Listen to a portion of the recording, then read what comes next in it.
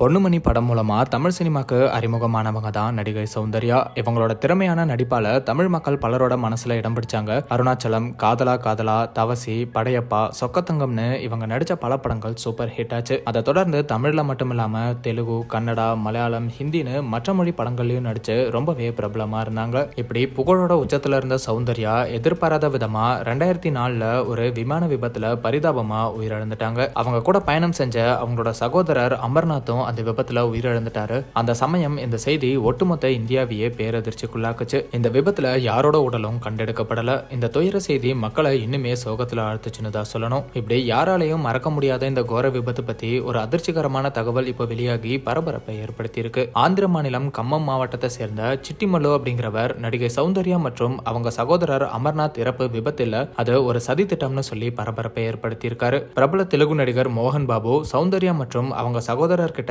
தெலுங்கானால உள்ள ஜல்லேப்பள்ளி அப்படிங்கிற கிராமத்துல இருக்கிற 6 ஏக்கர் நிலத்தை கேட்டு தகராறு பண்ணியிருக்காருன்னு, ஆனா அவங்க அந்த இடத்தை கொடுக்க ஒத்துக்கலனும், அதுக்கப்புறம் தான் இவங்க விமான விபத்துல உயிரிழந்துட்டாங்க. அதுக்கப்புறம் மோகன் பாபுவும் அந்த நிலத்தை ஆக்கிரமிச்சிட்டாருன்னு சொல்லியிருக்காரு. மேலும் அந்த நிலத்தை அரசாங்கம் கைப்பற்றணும், சௌந்தர்யா இறப்பு தொடர்பா மோகன் பாபு கிட்ட விசாரணை நடத்தணும், மேலும் மோகன் பாபுக்கும் அவரோட மகனுக்கும் போயிட்டு இருக்கிற சொத்து தகராறுல அவர் மகனுக்கு நியாயம் கிடைக்கணும்னு சொல்லியிருக்காரு. அது மட்டும் இல்லாம மோகன் பாபுவால என்னோட உயிருக்கு ஆபத்து இருக்கு, எனக்கு அரசாங்கம் உரிய பாதுகாப்பு கொடுக்கணும்னு புகார் அளிச்சிருக்காரு. இவரோட இந்த புகார் இப்ப பெரிய சர்ச்சையை ஏற்படுத்தியிருக்கு. பலருமே இப்போ 21 வருஷத்துக்கு அப்புறம் மறுபடியும் சௌந்தர்யாவோட இறப்பை பத்தி பேச தொடங்கி இருக்காங்க. இவரோட புகாரின் அடிப்படையில காவல்துறை ஏதாவது நடவடிக்கை எடுக்கிறாங்களா அப்படிங்கறதெல்லாம் வெயிட் பண்ணி பார்க்கலாம்.